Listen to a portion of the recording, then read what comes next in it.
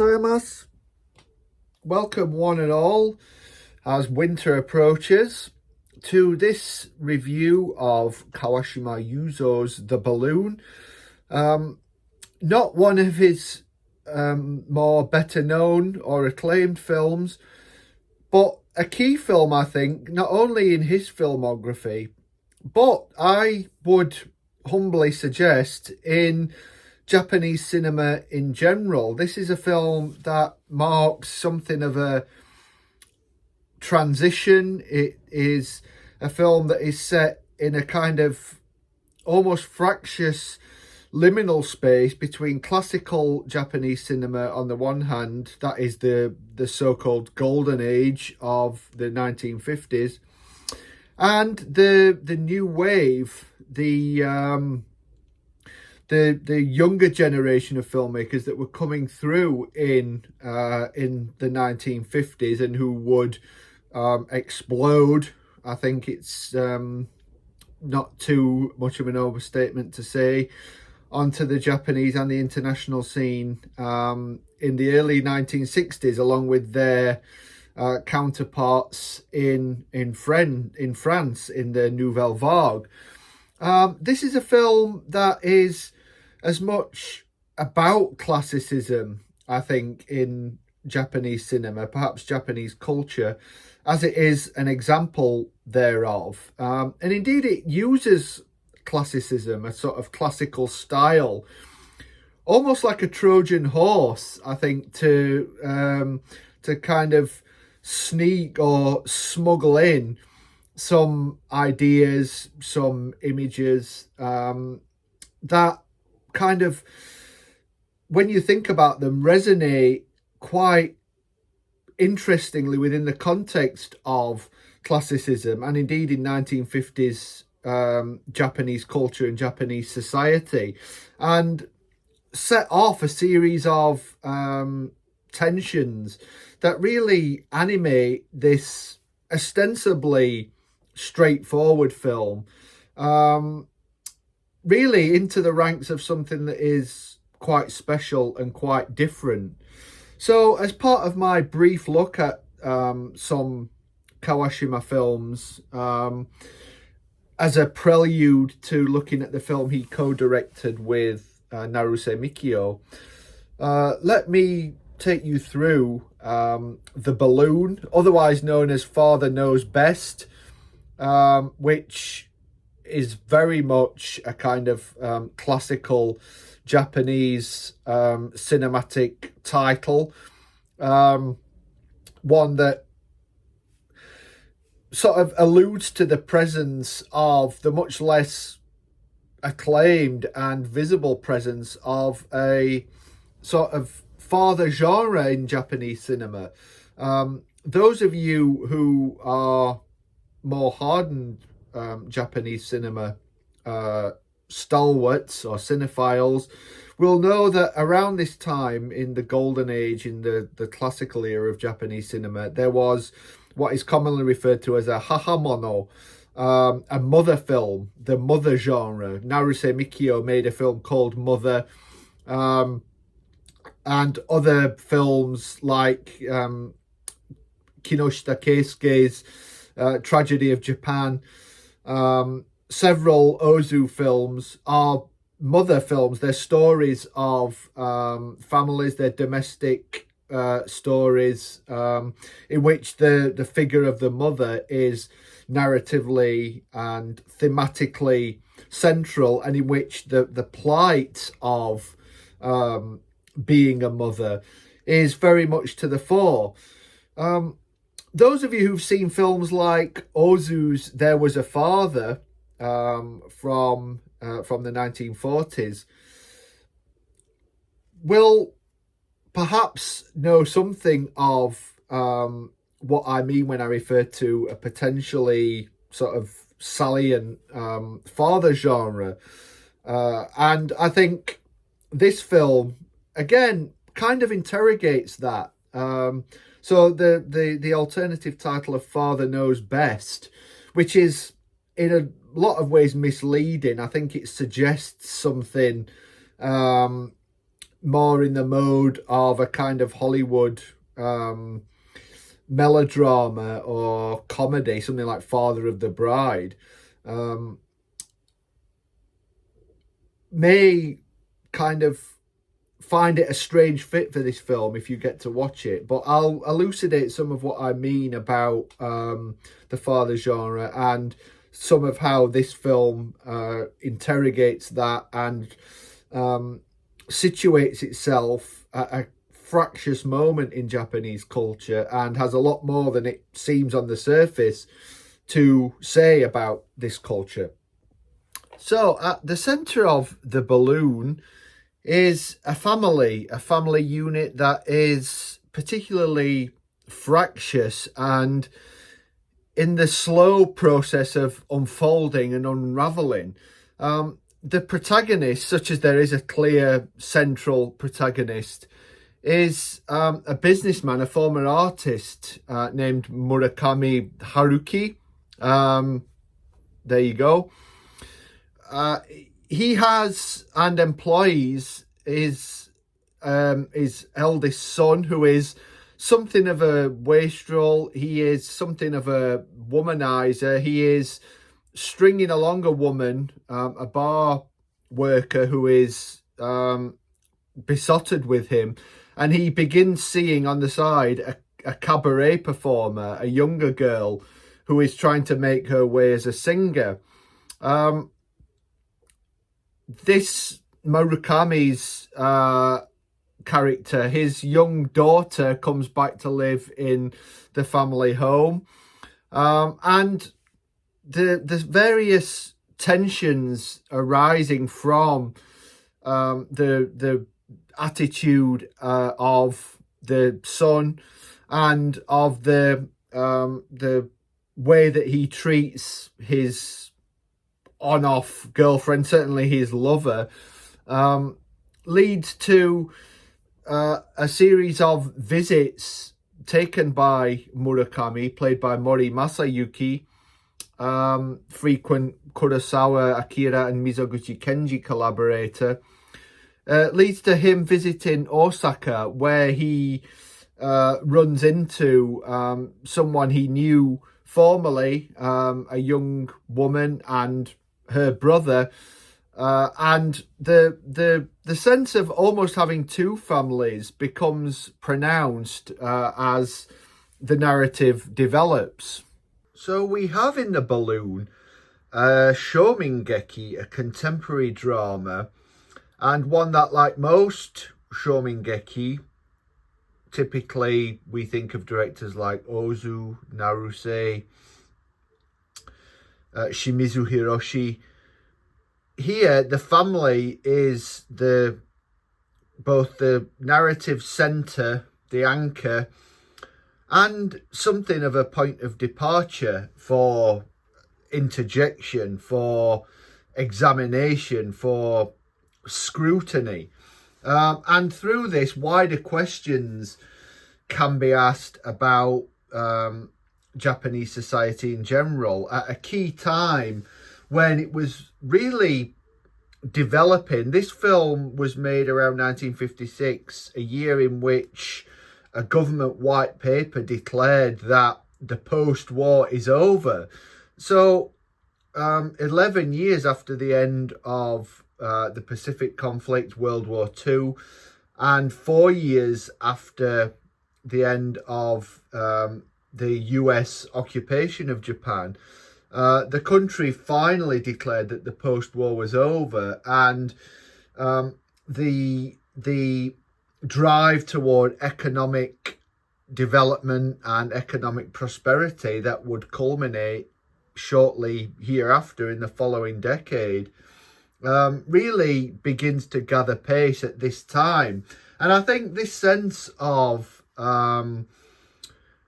breaking with the past, but still being to a certain extent rooted in that past, is something that this film is thematically and textually exploring. We have the casting of people like Masayuki Mori, as I've said, someone equated with golden age classicism in Japan.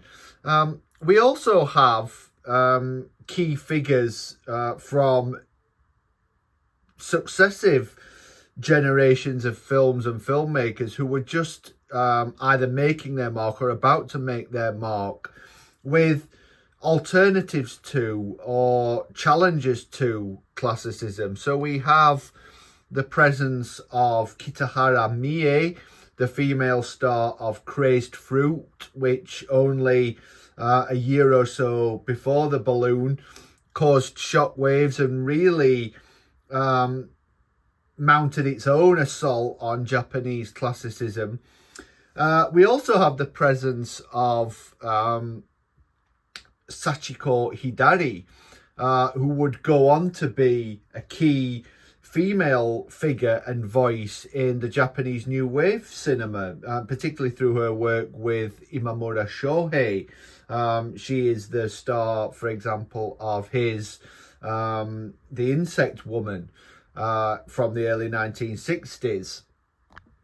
These two actresses and the characters they play here, that is, on the one hand, Kitahara essaying the role of the singer, the flirty, overly sexual and sexualized, career-driven performer on the one hand, and Hidari Sachiko as the protagonist, Murakami's old friend from Osaka, who lives with her brother, who is never seen in the light of being a romantic or a sexual being,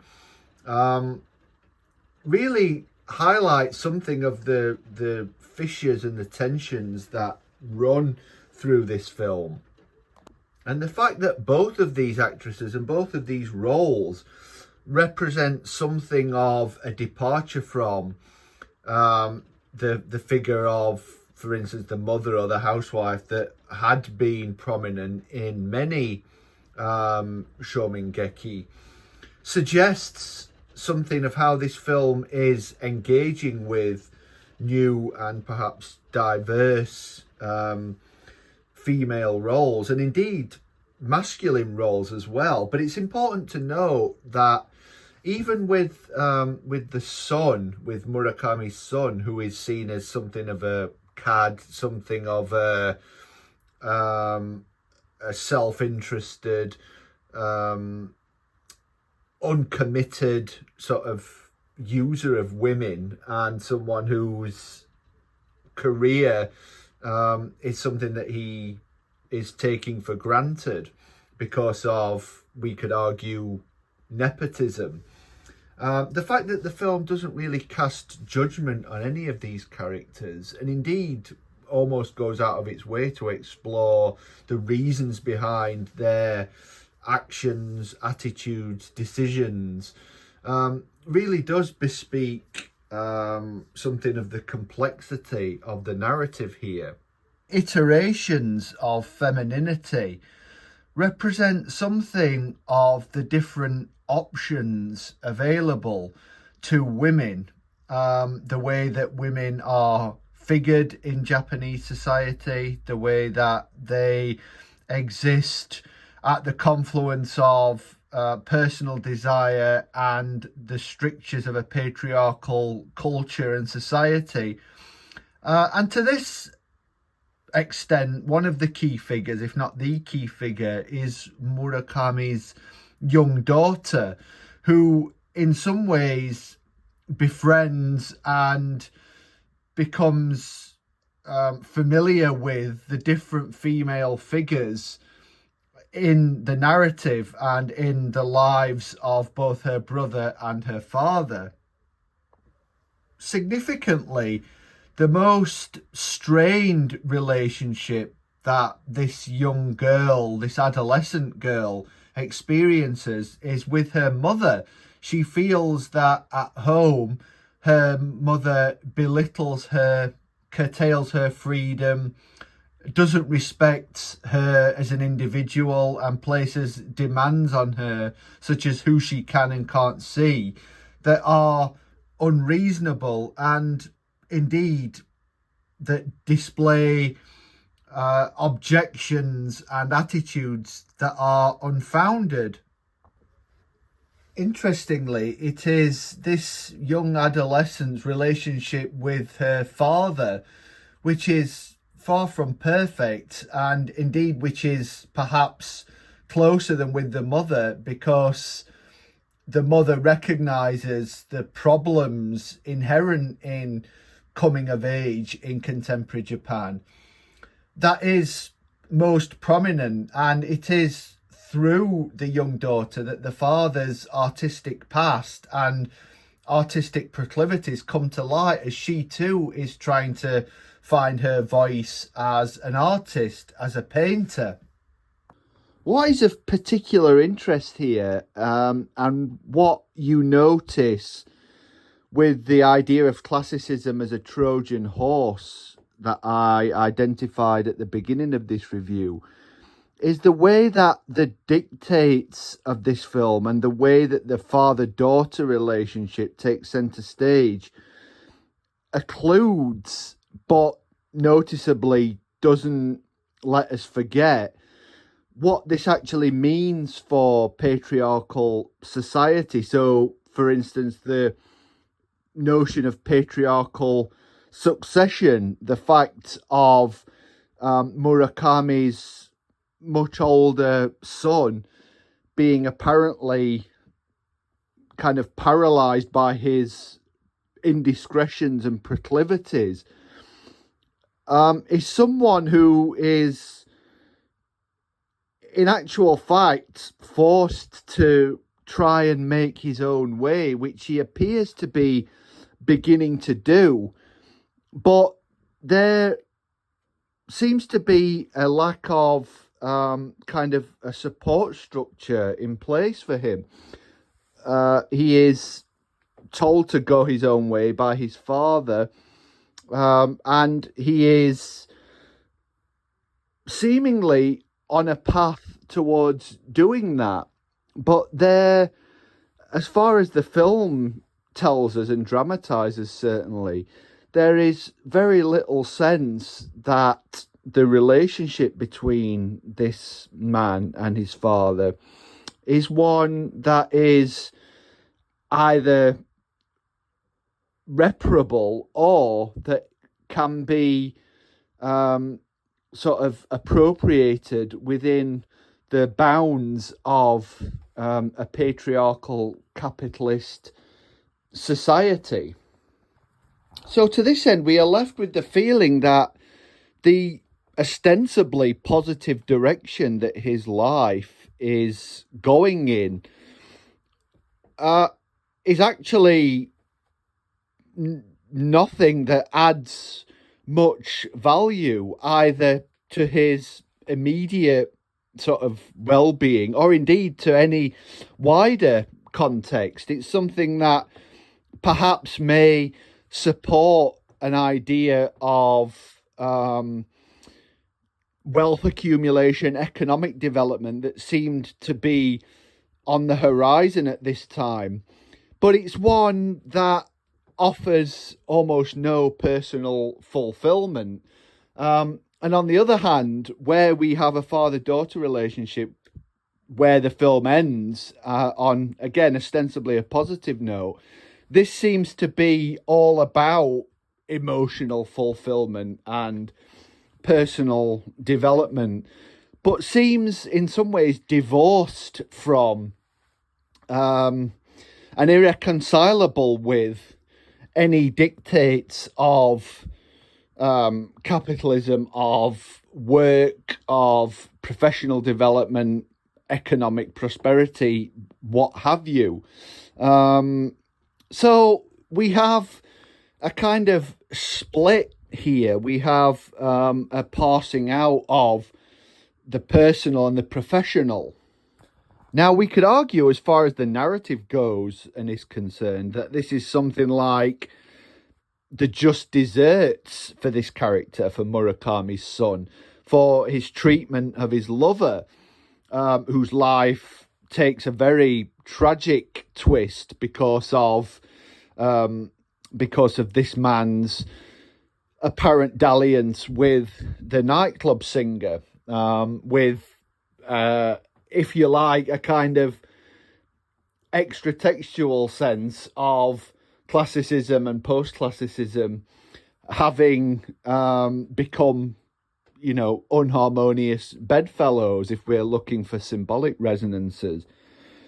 But as he himself alludes in the very pointed dialogue, and I should note here that Imamura Shohei was a screenwriter on this film, he is someone who openly talks about the fact that women have been sort of drawn into and have drawn men into using their wiles, their bodies, in order to enter into kind of transactional financial relationships with men. Once again, after films like Suzaki Paradise, Kawashima is here talking about prostitution as a kind of metaphor, a metaphor for the way that people are obliged to sell themselves. And although this is as debilitating for women, we could argue, as it is rewarding for men, the fact is that we need to bear in mind that this is a kind of web that may well ensnare men who are presumed to be inside a patriarchal social structure and political structure. The sort of apex gender, the head of the household, the head of society, the head of the country, and this has in some ways empowered them with an expectation that they should be at the top and that others, in this case women, are below them. So they've been, in a sense, we could argue, corrupted by this sense of the expectations placed upon them. With this in mind, we come to the metaphor or the symbol of the balloon itself, which appears in a game in a bar where it's been shot at, and relates to the notion of kind of going wherever it will, being blown or buffeted by the winds, which has perhaps obvious ramifications for thinking about the characters, how their personal sort of proclivities and inclinations lead to their own selves being blown here, there and everywhere, and their lives ultimately dispersing, a family, at least on the surface, breaking up. However, I think it is the political winds, the social winds that really drive the narrative here. The notion of what a family means in contemporary Japan. Does it mean the same as it once did, after being assailed in more than one way by political developments? We can also talk about cinematic winds and the ways in which different currents in Japanese cinema, in classicism on the one hand and post-classicism on the other, the attacks just being mounted by the likes of Crazed Fruit and the director Nakahira Ko, that would soon morph into the Sun Tribe films, the Taiyo Zoku youth cinema, and thereafter into the new wave of Oshima and Imamura and Kiju Yoshida et al.